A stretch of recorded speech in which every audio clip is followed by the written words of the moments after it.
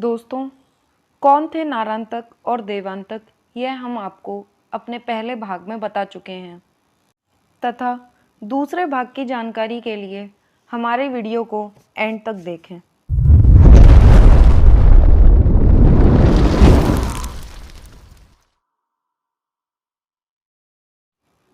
उद्धृत और धुंधर दोनों राक्षसों के मरते ही उनकी माता श्रम्भा ने गणेश जी से बदला लेने की प्रतिज्ञा कर डाली। गणेश जी ने धूम्राक्ष नाम के एक राक्षस का वध किया था और जृंभा धूम्राक्ष की ही पत्नी है। अपने पति और बेटों की मृत्यु से वह दिन रात प्रतिशोध की ज्वाला में जलने लगी और अनेक ऐसे अवसर खोजती रही कि कब और कैसे वह अपने पति तथा दोनों पुत्रों की मौत का हिसाब गणेश जी से ले सके। नारांतक उस समय राज सिंहासन पर बैठा अपने असुर मंत्रियों से सलाह कर ही रहा था कि जृंभा वहां पहुंच गई। जृंभा नारांतक और देवांतक की चाची थी। अपनी चाची को वहां देखकर नारांतक ने उनका अभिवादन किया और कहा, मुझे अफसोस है कि चाचा धूम्राक्ष और मेरे दोनों भाई असमय ही काल के हाथों छीन लिए गए। नारांतक की यह बात सुनकर जृंभा ने उसे कहा कि तुम्हें उनकी मौत का कितना अफसोस है, यह तो मैं तुम्हारे ठाट बाट से स्वयं अंदाजा लगा सकती हूँ। चाची जृंभा की यह बात सुनकर नारांतक सकपका गया। चाची का ऐसा विकट रूप उसने इससे पहले कभी नहीं देखा था। नारांतक अपनी चाची जृंभा को आश्वासन देता है कि वह उस बालक को जल्द ही खत्म कर देगा, परंतु जृंभा उसे कहती है कि मुझे तुम्हारी ताकत पर भरोसा नहीं रहा। अपने पति और अपने दोनों जवान पुत्रों की मृत्यु का प्रतिशोध अब मैं स्वयं लेना चाहती हूँ। मैं आज ही काशी रवाना हो रही हूँ। मेरे पति और पुत्रों का हत्यारा आजकल वहीं रह रहा है। यह कहकर जृंभा उसी समय काशी रवाना हो गई।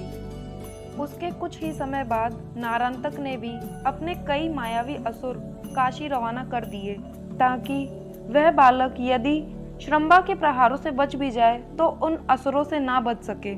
काशी में पहुंचकर जृंभा ने अपना रूप बदल लिया।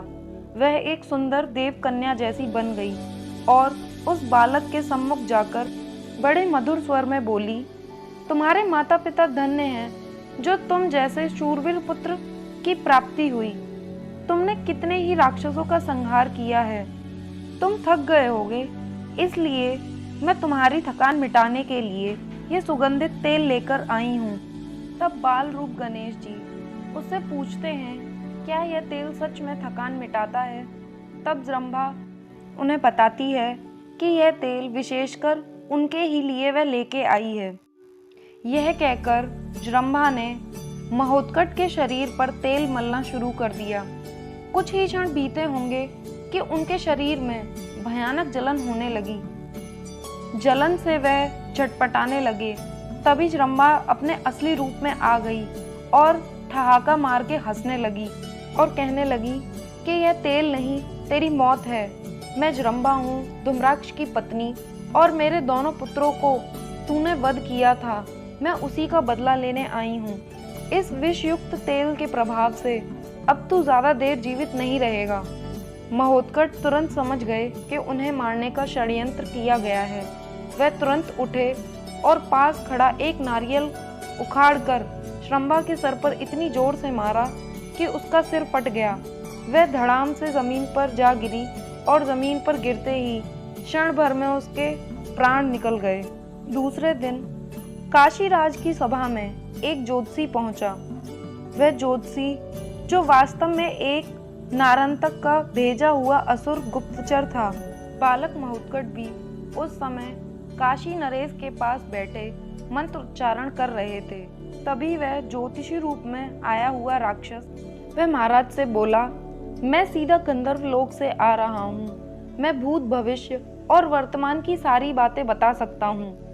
तभी महाराज बड़ी प्रसन्नता से बोलते हैं कि जरा महोत्कट जी के बारे में भी कुछ बताइए। वेशधारी ज्योतिषी बालक महोत्कट का हाथ देखकर ढोंग करने लगा और राजा से बोला, यह लड़का आपके राज्य के लिए बहुत दुर्भाग्यशाली है। जब से ये काशी नगर में आया है तब से यहाँ कुछ न कुछ हो रहा है। काशी नरेश ने ज्योतिषी से कहा कि आपका अंदाजा गलत है। इस बालक के आने से यह राज्य राक्षसों से मुक्त हुआ है।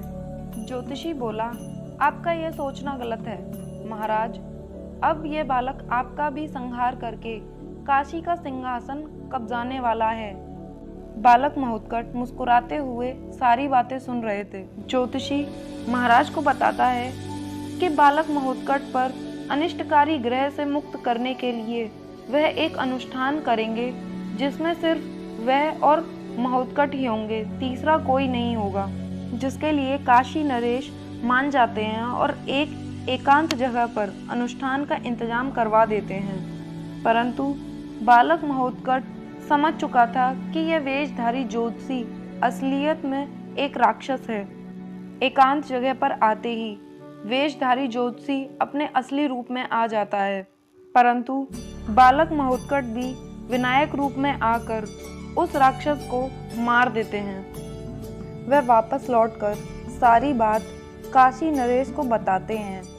राजा गणेश जी से क्षमा मांगते हैं। इधर जब नारंतक को चिरम्बा के वध और उनके असुरों के समाप्त होने की खबर मिलती है तो वह क्रोध में आ जाता है।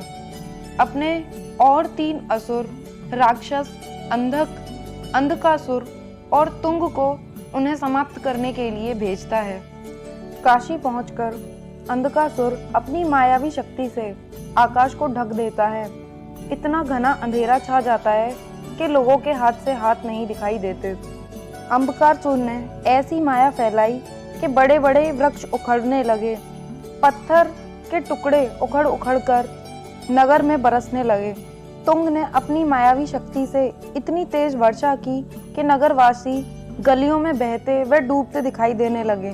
जब भगवान गणेश ने यह दृश्य चारों ओर देखा तो वह विनायक रूप में आ गए और अपनी योग माया से उन तीनों राक्षसों को पहचान लिया और पल भर में ही उनका संहार कर दिया। यह बात जब नारंतक को पता चली तो वह काशी की ओर अपनी सेना के साथ प्रस्थान कर देता है।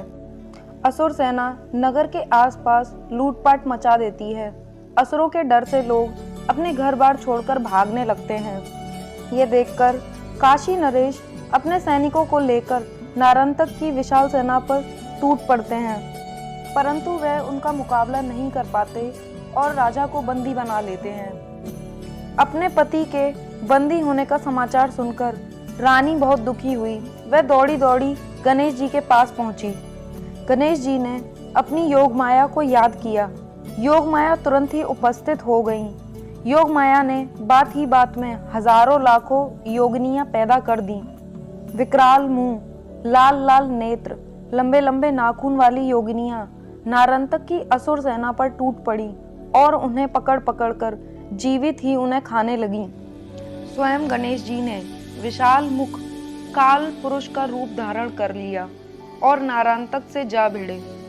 गणेश जी का ऐसा रूप देखकर स्वयं नारंतक का दिल बैठ गया। योगिनियों द्वारा अपनी सेना का विनाश देखकर नारंतक के हाथ से शस्त्र छूट गए।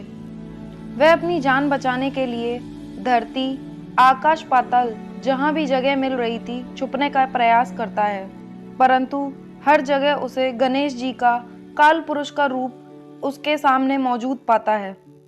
अंत में जब वह दौड़ते दौड़ते थक जाता है तो गणेश जी उसका गला पकड़कर इतनी जोर से दबाते हैं कि उसका दम निकल जाता है।